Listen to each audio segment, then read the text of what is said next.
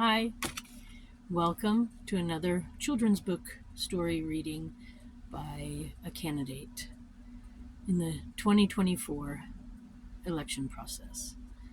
My name is Susan B Lochocki, and I am running for president. And I am reading you slowly the stories from a children's book called Treasury of Virtues, Stories to Grow On. It's one that I used to read when my daughter was young, and we enjoyed most of the stories inside. So I do have one that's somewhat new to me. It could be that I read it to her, but I don't know if I did. But anyways, it's called The North Wind, and it's actually a very nice children's story. So I'm looking forward to reading this to you. It's a tale of courage. Sometimes we all have to have courage to stand up to bad things or bullies or moments when we're having some troubles, right? It's illustrated by Sharron O'Neill and adapted by Sarah Toast. It's called The North Wind. So, and as you know, things are backwards here, so don't try to read. Just see the pictures. There we go. All right. Long ago, in a northern land, a little boy lived with his mother. One day, the boy's mother sent him into town to buy some oats. She wanted to make some warm oatmeal for breakfast and good oatmeal bread for the rest of the day. The boy went to the mill and bought the oats. Then he walked back home, taking care not to spill the oats from his basket. But as the boy walked home, the cold north wind swept down upon him. With one great windy poof, the north wind blew away all the boy's oats, scattering them throughout the village. The boy turned around and walked back to the mill. There, he had his basket filled with oats again. As he walked home, the north wind again swirled around the boy and scattered the oats with one puff. After this happened a third time, the little boy had no money left to buy oats. So here's his basket, and then here he is walking down the street. And the wind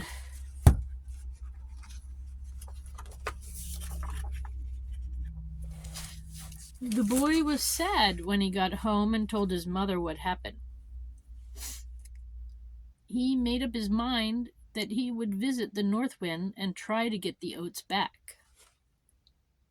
It was a long, long walk through the northern woods to where the north wind lived. As he trudged along, it grew colder and colder, and the boy grew very afraid. By the time he reached the north wind's door, his hand was shaking so hard that it knocked on the door all by itself. The gruff north wind came to the door. "What is it you want?" he asked in his growly voice. The boy was afraid of the grumpy north wind, but he gathered up his courage. "I have come to ask you to give me our oats back," he said. "My mother and I do not have much to eat, and now our money is all gone as well."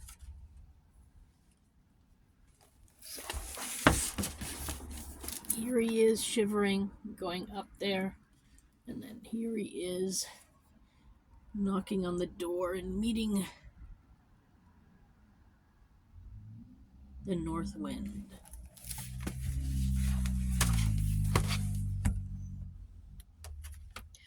"I can't give you back your oats," said the north wind. "They have been scattered to the winds. But you and your mother are poor, and you were brave to come here. For this, I will give you a magic tablecloth." The north wind told the boy to lay the tablecloth on a table and say, "Cloth, cloth, serve up food." The cloth would make all the food that he and his mother could eat. The boy was very pleased with the gift. He thanked the north wind as he set off for home with the cloth.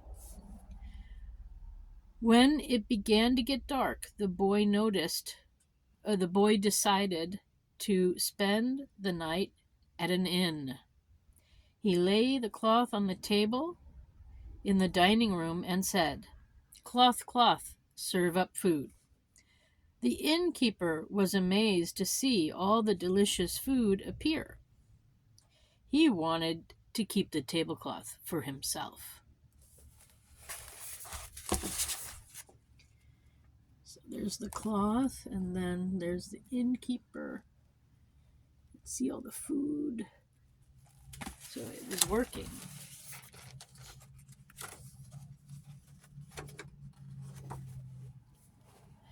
After the boy fell asleep, the innkeeper crept up the stairs carrying an ordinary tablecloth that looked just like the boy's magical one. He entered the boy's room and traded the magical cloth for the plain one. In the morning, the boy took the cloth and walked the rest of the way home. When he told his mother the north wind had given them a magical cloth, she said, "Seeing is believing. Show me what the cloth does." The boy proudly laid the cloth on their little kitchen table and said, "Cloth, cloth, serve up food." Nothing happened. Not even a crust of bread appeared on the table, no matter how many times the boy said the magic words. He and his mother went hungry that day. The next morning, the boy made up his mind to go back to the north wind and tell him that the cloth didn't work. So, here he is.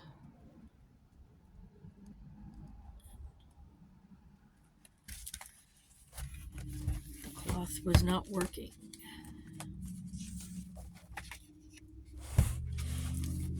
It was a long walk back to the home of the north wind.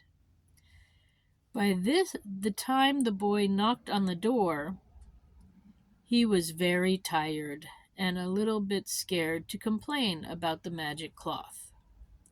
The north wind opened the door and said, "Hello again. What do you want?"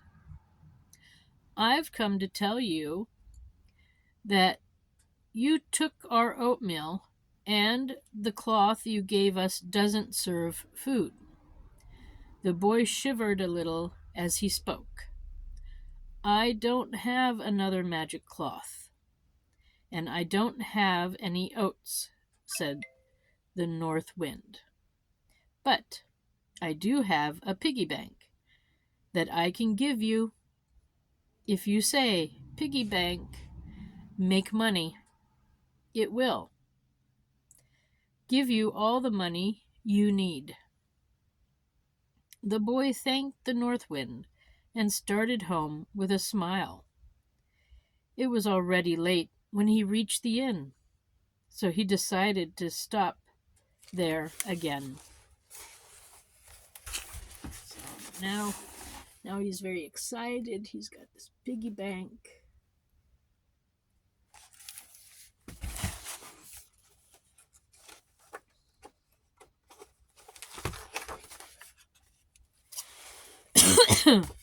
When the time came to pay for his dinner at the inn, the boy set the piggy bank on the table and said, "Piggy bank, make money."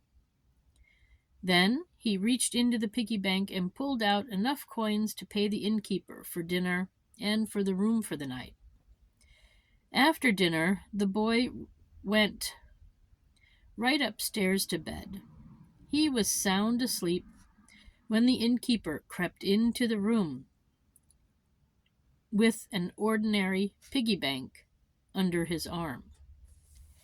He took the boy's magic piggy bank and left the ordinary one in its place. The next morning, when the boy reached home, he happily told his mother that the north wind had given them a magic piggy bank. "I'll believe it when I see it work," said the mother. Then the boy said, "Piggy bank, make money." Not one coin came out of the bank.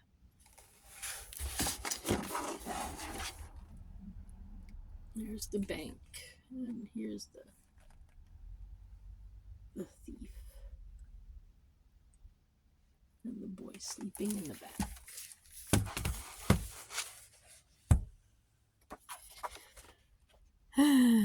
The boy and his mother had no food left and no money. The boy was afraid to visit the grumpy north wind again, but he knew he had to get help. Once more the boy set out on the long walk to the home of the north wind. This time the north wind was angrier than ever. He wanted the boy to stop bothering him, and the north wind opened the door before the boy even knocked. "Well, what do you want now?" roared the north wind with his icy breath. "I must get my oats back," said the boy. "The piggy bank doesn't work." "I have only one thing left," said the north wind. "It's a magic rope that will tie someone up if you say, 'Rope, rope, tie him up.' Because you have come all this way, I'll give it to you."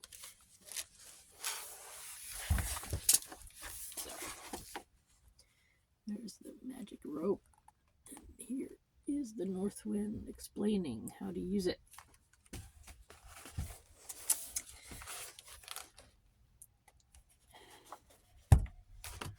The boy thanked the north wind and set out for home again. By now he figured out what had happened to his magic cloth and his piggy bank. So he had an idea what to do with the magic rope.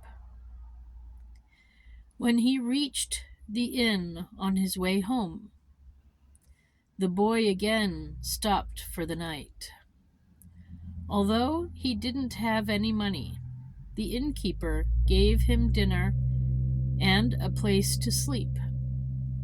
The innkeeper thought the rope the boy was carrying might be magic, and he planned to steal it.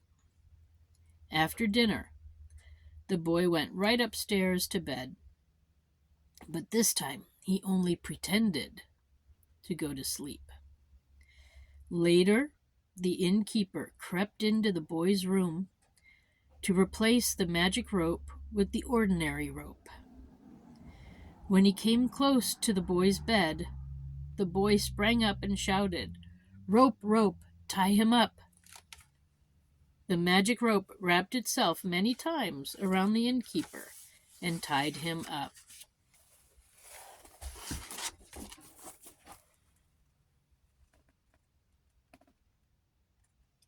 There we go.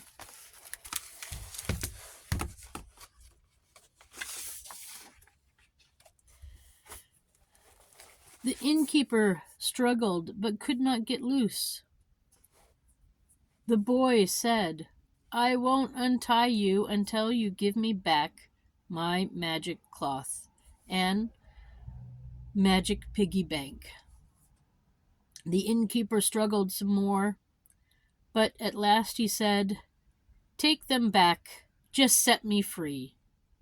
the boy kindly let the innkeeper go. With his magical things in hand, the boy returned home. This time, he was able to show his mother the magic items. The cloth provided them with plenty of food, and the piggy bank gave them money to meet their needs, in case they ever needed its help. The rope was nearby to protect them. The boy went to see the North Wind one last time to thank him for his help. This time, he was not afraid at all.